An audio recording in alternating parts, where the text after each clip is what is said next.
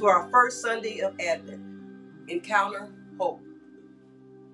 I was glad when they said to me, "Let us go to the house of the Lord." I will now light the first candle of hope.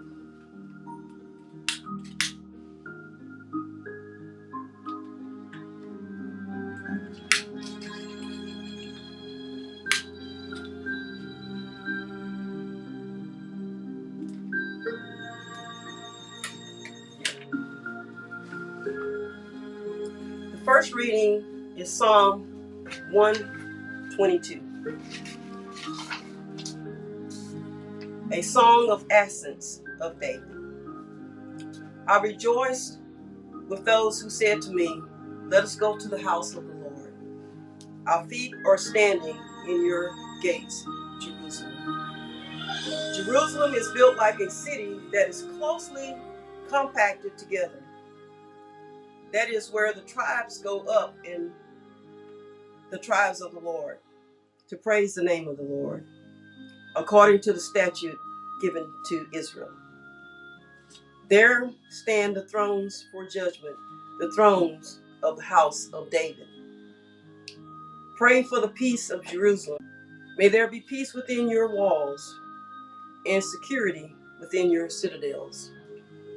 For the sake of my family and friends, I will say, "Peace be within you." For the sake of the house of the Lord our God, I will seek your prosperity. The law will go out from Zion, the word of the Lord from Jerusalem. He will judge between the nations and will settle disputes for many peoples. They will beat their swords into plowshares and their spears into pruning hooks. Nation will not take up sword against nation, nor will they train for war anymore. Come, descendants of Jacob, let us walk in the light of the Lord. The next reading comes from Isaiah 2, 1 through 5. This is what Isaiah, son of Amos, saw concerning Judah and Jerusalem. In the last days, the mountain of the Lord's temple will be established as the highest of the mountains. It will be exalted above the hills, and all nations will stream to it. Many peoples will come and say, "Come, let us go up to the mountain of the Lord, to the temple of God of Jacob. He will teach us his ways, so that we may walk in his paths." The third reading will be from Matthew 24:36 through 44. The day or an hour are unknown, but about that day or hour no one knows, not even the angels in heaven, nor the Son, but only the Father. As it is in the days of Noah, so it will be in the coming of the Son of Man.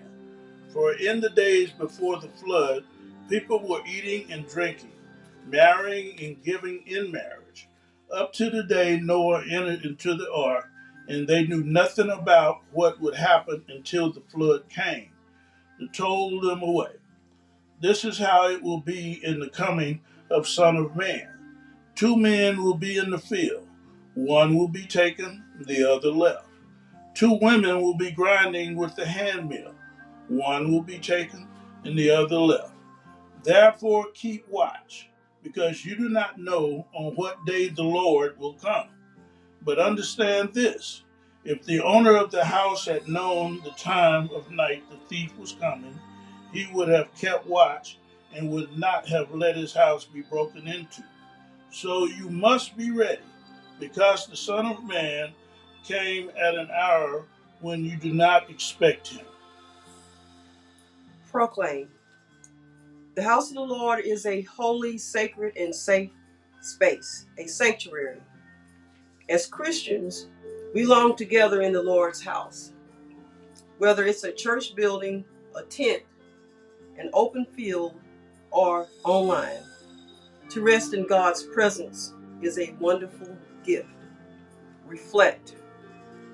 Where is your holy, sacred, and safe space to encounter God? Where do you feel closest to God? What can you do to help those longing for a holy, sacred, and safe space to find it? Our prayer: God of hope, help us to trust, watch, and be ready, encounter you in new places and in unexpected ways. Thank you for being our place of refuge and safety.